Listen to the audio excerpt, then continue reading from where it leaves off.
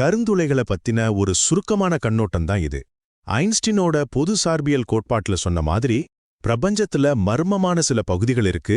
அங்கு ஈர்ப்பு விசை எந்த அளவுக்கு வலுவானதுன்னா ஒளி கூட அதிலிருந்து தப்பிக்க முடியாது. முதலாவதா கருந்துளைனா அடிப்படையில என்ன?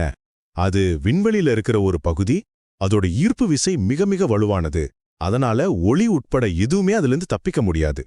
இந்த தப்பிக்க முடியாத ஒரு பாயிண்ட் இருக்கு இல்லையா, அதத்தான் நிகழ்வு எல்லை, அதாவது ஈவெண்ட் ஹொரைசன்னு சொல்றோம். ஒரு பொருள் இந்த எல்லையை தாண்டிடுச்சுன்னா அப்புறம் திரும்பி வர வாய்ப்பே இல்ல.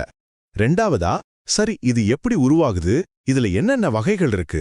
பொதுவா பெரிய நட்சத்திரங்கள் அதோட எரிபொருள் தீர்ந்ததும் அதோட சொந்த ஈர்ப்பு விசையாலேயே நொறுங்கி சுருங்கிடும். அப்படிதான் கருந்துளைகள் உருவாகுது. இதுல நிறைய அளவுகள் இருக்கு.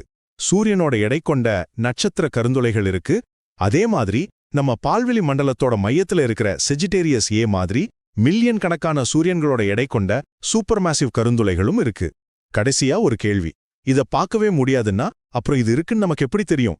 உண்மைதான், கருந்துளைகளை நேரடியா பார்க்க முடியாது.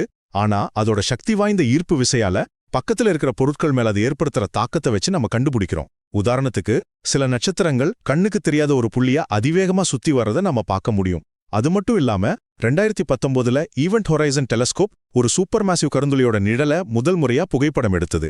சுருக்கமா சொன்னா, இறந்த நட்சத்திரங்கள்லேருந்து உருவாகிற இந்த பிரபஞ்ச பொறிகளோட மர்மங்களை, அதோட சக்தி வாய்ந்த தாக்கங்களை வச்சு நாம இப்பதான் கண்டுபிடிக்க ஆரம்பிச்சிருக்கோம்.